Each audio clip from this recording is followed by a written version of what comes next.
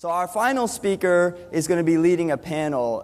His name is Mario Herger, and it might seem familiar because he's the guy that opened up a can of whoop-ass on everyone on the Twitter leaderboard yesterday.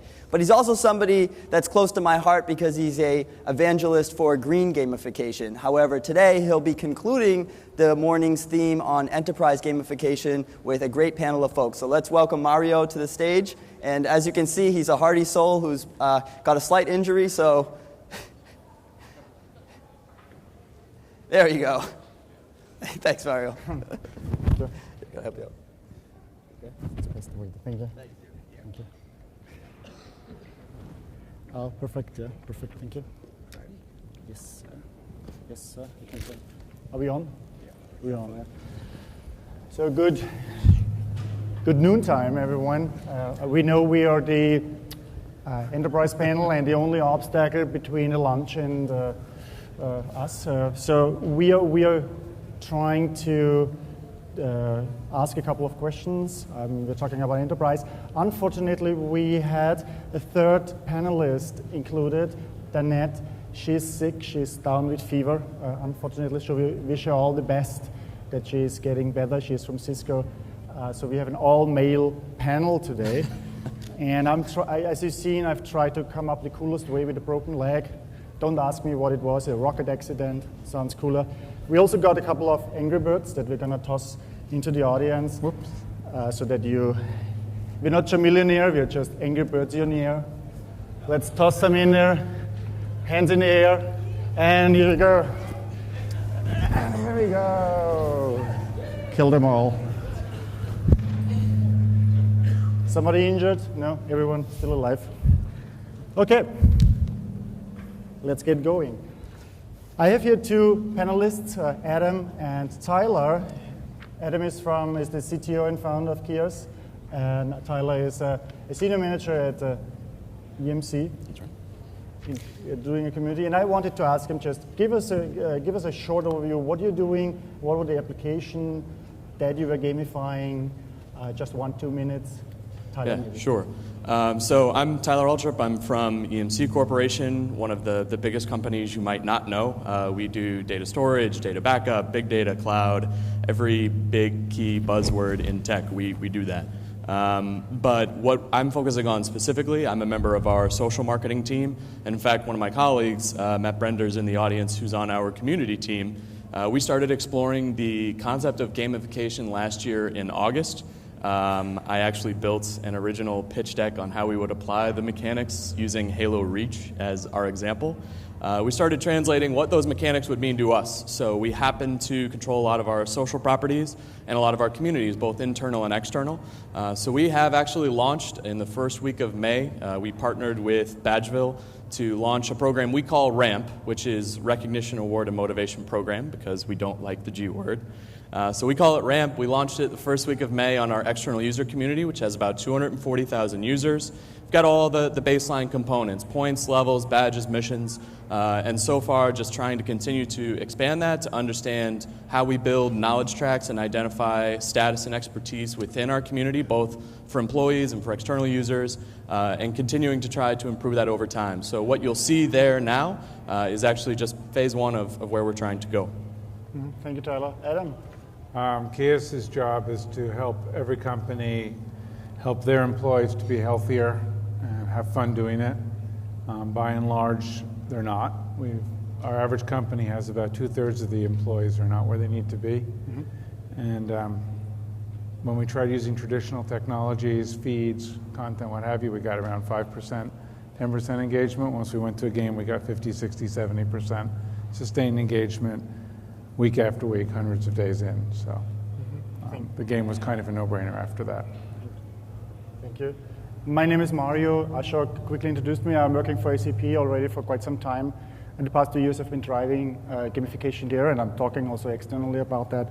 So because we're enterprise guys, and enterprise guys typically are taking the fun out of everything, I wanted to start with a question. Because we hear all these great stories of how fantastic and great gamification is. Let's talk about the dark side of gamification. What are some aspects of the dark side that you could see in gamification in the context that you have been working on? Yeah, the dark side is as excited as a lot of our internal groups are about what we're doing and the potential for it and all the platforms and the ways we can understand people engage with us. Sometimes the way those requests come in is, hey, I heard you're doing ramp something, G-word, can I get a badge? Can we make a badge for something? And so we have to stop and constantly walk people back through the process. What's the goal? What are the behaviors that align? How are we going to meaningfully reward that behavior? How do we frame everything that we're doing as a component of status? So the dark side for us is that it's still so new that even within our marketing organization, which is where we're starting, there's just a lack of understanding of exactly what that means and how we do it well. I think the dark side is exactly why people are cynical about the word. The dark side is when you take something that's intrinsically boring, you add points and you add badges and you declare it gamified. It's probably still intrinsically boring. I mean, ultimately, if you want to make something that people will engage in, they're going to engage because it's fun. They'll also engage because it's competitive, but that will vary. And if they feel like they can't compete, that will actually work negatively. So fundamentally, you've got to make something fun. And that means you've actually got to build a game where you win by doing the things you need to do, not gamify something that was intrinsically not fun. And we see a lot of both these days. And I think that's the dark side, is gamification can be a dirty word when it's used to basically pretty up, put lipstick on a pig. So we have an all-male panel today. Unfortunately, we have not done that here because my next question is asking something about women.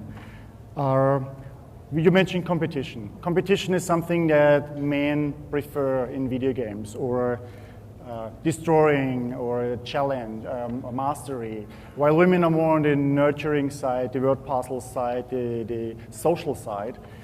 Are we setting up women in the workspace to fail with gamification because we are focusing too much on competition, too much on mastery?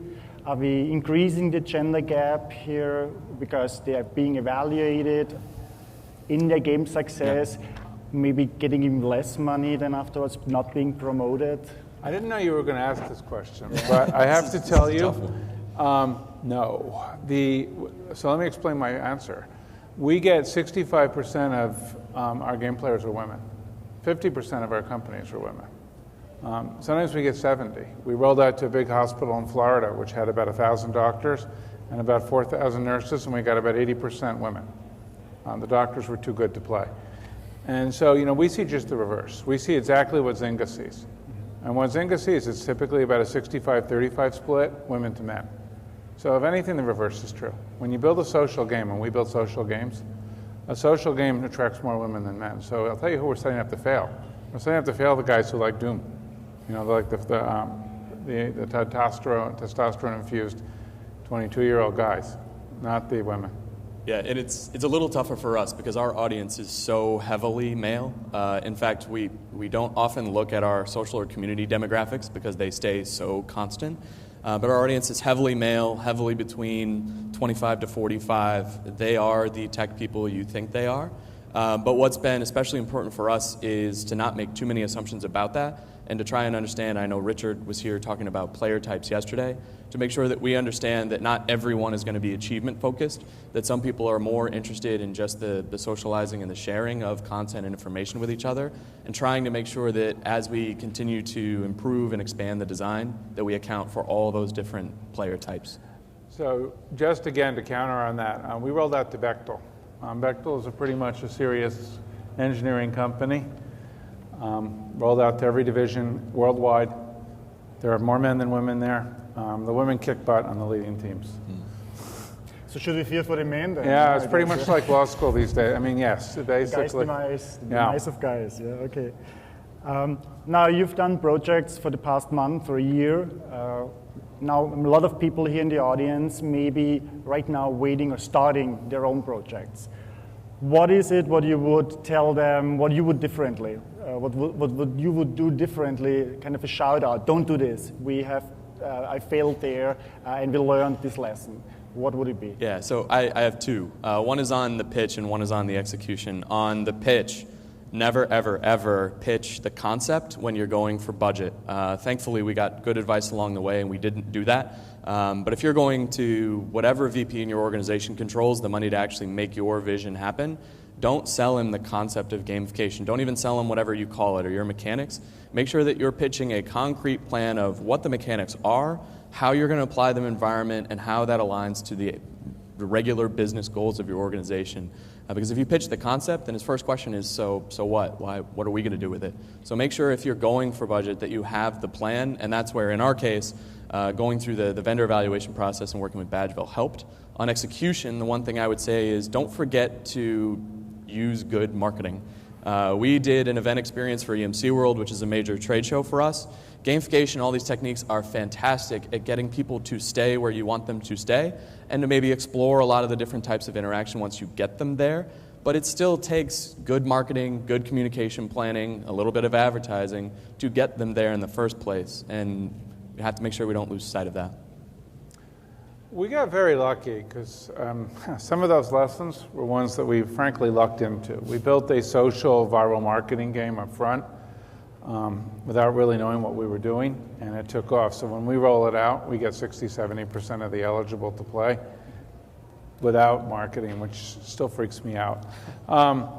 The thing that I would say we consistently screw up, and it is a consistent fight to get back from it, is you must have a points budget, and you must clearly have in your mind how many points people can earn at what levels for doing what.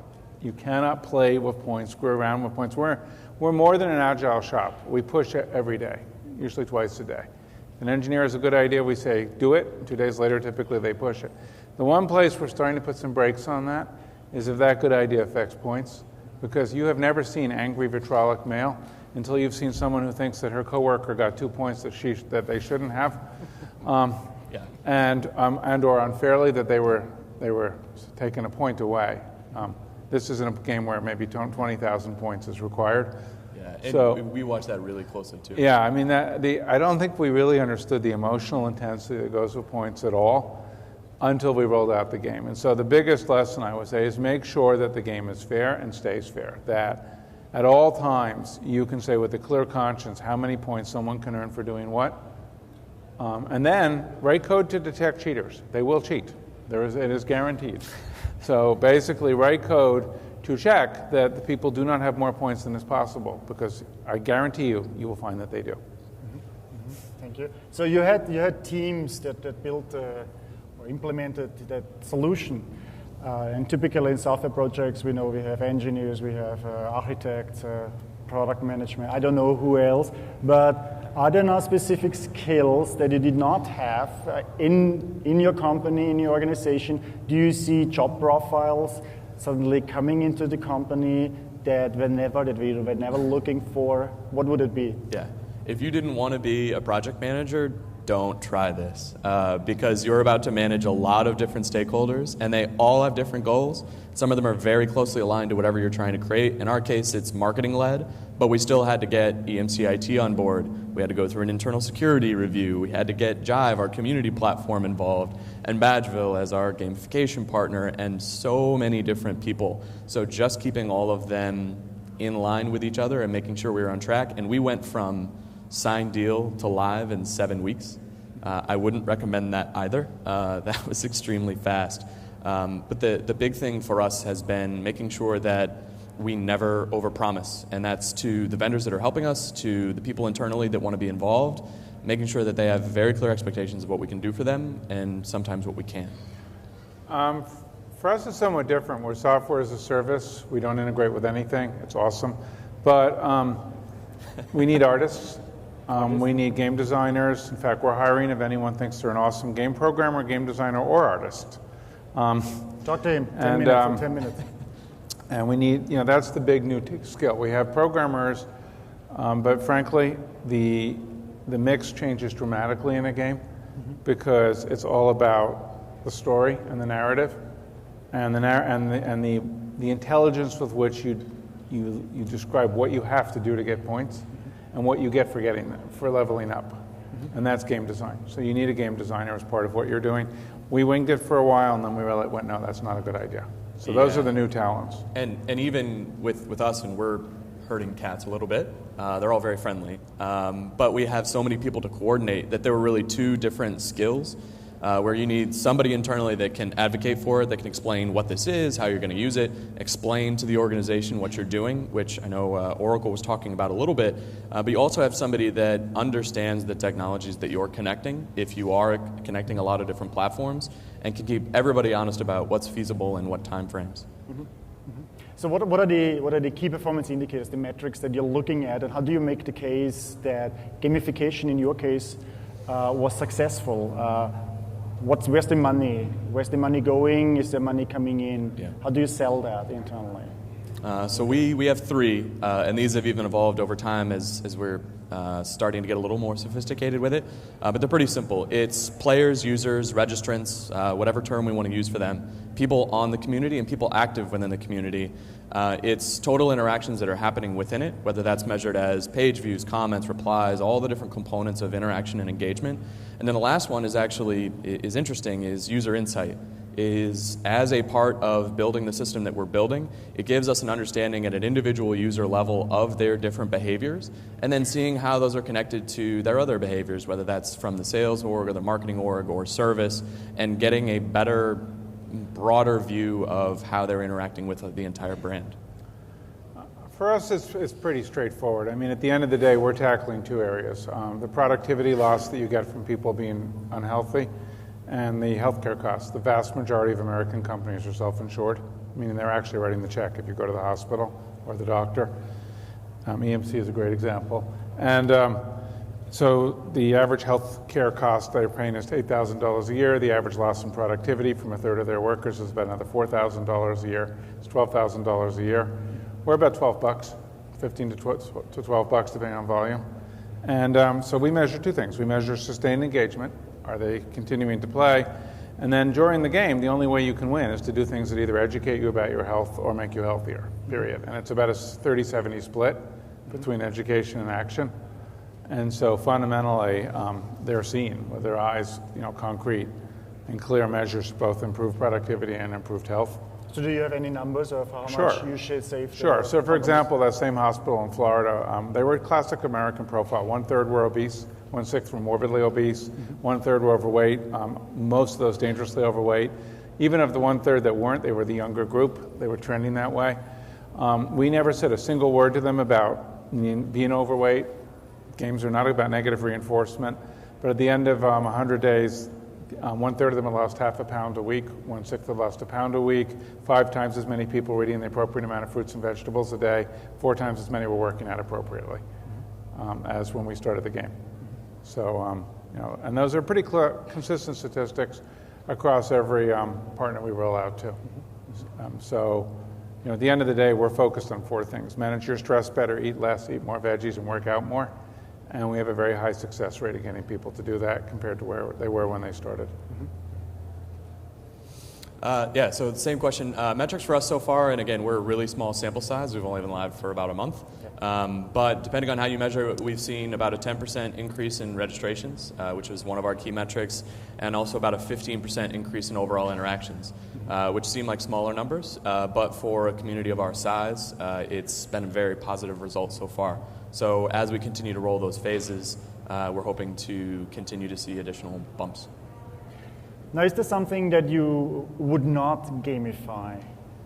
I know it's a tough question, but maybe people approached you and you said, that doesn't make sense here. So for us, the area we stay far away from, and this is really specific to our business, is people who are seriously ill. It's not that I don't think there are possibilities there. It just seems inappropriate. It's not a game. Getting people to manage stress better, eat better, and work out, not a problem. If you've got someone who's really ill and is fighting really dangerous illness, I've had relatives, unfortunately, like that in the last decade. I don't see that as something I would ever want to think about in the context of a game. I've never heard from that community that they would, and we at least don't want to be in that business. One of the things that I think we are very hesitant to is I think there was an initial appetite to reward all external social behavior. So we want to know if somebody is a super Twitter user. That's not particularly relevant to us. If there's somebody that's talking about us, our competitors, our products, our key topics, that's relevant, and that's something that we might want to bring in. But just rewarding people full scale for things that they're doing on those outside sites is not necessarily something we're interested in. Okay. Now my last question, also a little bit personal. You've been gamifying the experiences for your customers, for your users, for your employees. How did gamification change you? Are you using gamification yourself to achieve more?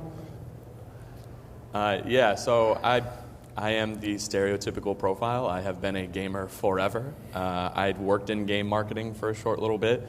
So this has always been interesting to me. When I even heard that the word existed, I got really curious really quickly. For me, it's been interesting because we talk about building a status for our community users, and I have to constantly stop myself from thinking, well, what do I want to show off to people? How do I build accomplishments that mean things to me? And to constantly force myself to stop doing that and start asking the community what's important to them. But for me, it's been interesting so far. It's actually made me much more active on our user community. So for me, it's somewhat unintuitive. I'm the reverse stereotype. My idea of a game was playing chess. And I'm used to being very demanding and expecting a lot of people. And if I don't get it, having a few things to say about it. And we learned very quickly that the carrot was not only more valuable than the stick, it was the only game in town in some sense with what we do in GS.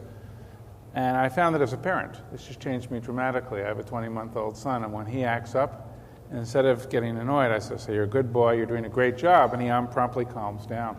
So it's, I've learned to use positive feedback, not only in my job, but even in my personal life in ways that I really wouldn't have before rolling this all out. Mm-hmm. And really askew at all times, negative feedback. It was a big insight that, games work really well. Constantly telling people they've done a good job when they do something is much better than telling them they've done a bad job when they don't. I have similar experience in my child. He's 5-year-old, and he started to gamify me. He tells me, good job, Daddy, when I fixed something. Right. Or he's counting until 10 if I'm not telling him a fairy tale. Yeah? And then he punishes me. So negative reinforcement. Now we have 2 more minutes left. I wanted to open the floor for questions from the audience. Take a chance. Or maybe you are too hungry already and they've been very patient. Here's somebody coming, please. Hi, I'm Stephanie with a company called O-Power, and we run energy-based competitions, or we provide comparison points for homeowners to help understand their energy use. And one of the questions that we have is we use this concept of comparing to neighbors, and so it invokes this sense of people wanting to keep up with the Joneses. So it's a little bit of a game, but it's very personal. And when we say neighbors, we keep it very generic and anonymous. And the observation I've made in the success points that you two have had is one game is for an external community where people don't necessarily know each other, and one is for the workplace where people come into work each day, see each other, see their behaviors. And so it seems like the workplace game, there is a level of accountability that really helps the success of the game. So I'm wondering if the anonymity versus real close proximity, have you talked about how those facets play into the success of what you're building? Yeah, so you mentioned leaderboards and the idea of teams. Both of those have been very big for us and will continue to get even bigger. We rolled community-wide leaderboarding in our first phase. The immediate first request was, well, I want to see a leaderboard of the people that I talk to all the time, or the people that talk about the products that I talk about, and breaking it down into so many layers so that they could see not just how they're doing overall, but in their relevant, even self-defined groups of who's relevant to them. So we're trying to get more advanced with that, whether it's the people they choose to follow within the community, the people in those specific product spaces or support spaces. There is a huge appetite for that. And regarding the anonymity, one of the other most important things that we're actually working on today, tomorrow, yesterday, is making sure that there's indicators of who are the employees in the environment and other relevant indicators to show your expertise in line, so that while you might not know that person, you know what they know according to that kind of community consensus. Yeah, I think the word anonymity is key. I mean, fundamentally, we have not rolled out Kiosk that we would love to as a consumer product. And we haven't because Kiosk basically works when you behave yourself both on the feed and in what you say you do. And it works really well when your corporate reputation is at stake.